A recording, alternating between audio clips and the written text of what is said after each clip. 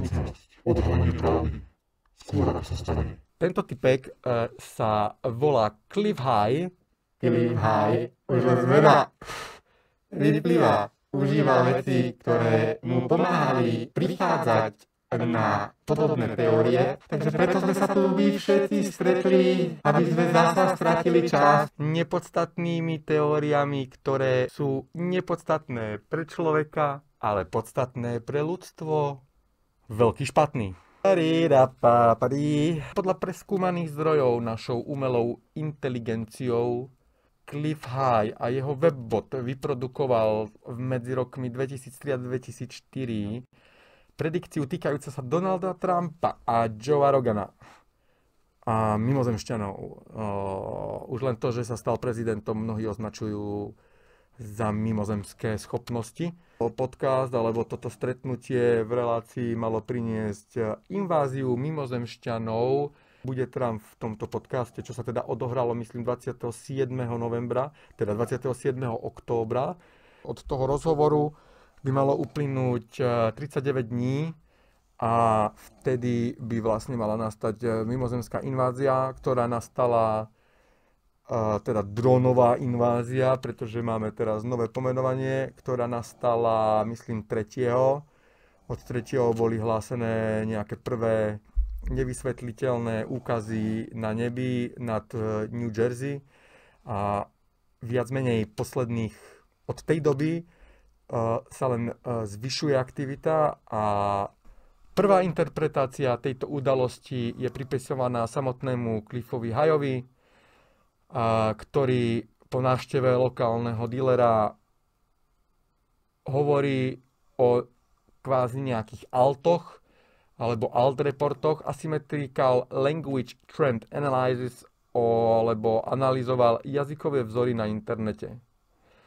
Presné zmienky o Trumpovi a Roganovi však v roku 2009 neexistovali a v explicitnej forme. Iba v rámci špekulácií okolo politických lídrov a mediálnych hostiteľov. Proste spomienky ľudí, teda, ktorí akože si spomínajú, že niečo také bolo, ale ako vieme, spomienky sa dajú zmeniť, vymazať, posunúť, upraviť. A nemusíte mať na to ani prístroj, stačí zabudnúť. A niekto vám to pripomenie svojou verziou a tá verzia je vlastne, potom sa stane vašou a nemuselo to tak vôbec byť.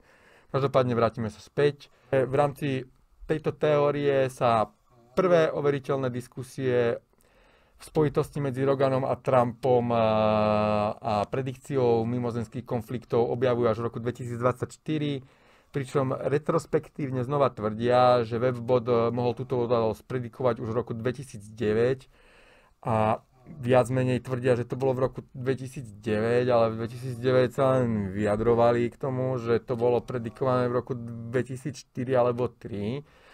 Každopádne majú v tom chaos. Nečudujem sa, ak mali dobré matro už v tej dobe. Myslím si, že Google Quantum Chip dokáže spraviť predikciu, lebo povedal, že existuje medziatomový superhyperpriestor interdimenzionálny.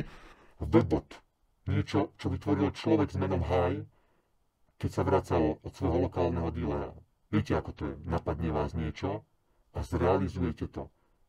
Nie všetci. Webbot je niečo, čo predikuje udalosti na základe vecí, ktoré sa hľadajú na internete. Od roku 2004 mal predikovať napadnutie mimozemšťanmi. Po nie moc dôkladnom pátraní, ktoré urobila naša umelá inteligencia, sme zistili, že všetky tieto teórie ohľadom apokalypsy 35 dní po tom, ako bude Donald Trump u Joea Rogana, sú založené na nepodložených, nedokázateľných udalostiach. A že tá invázia reálne začala, to znamená, nikdy nevieš, komu môžeš veriť.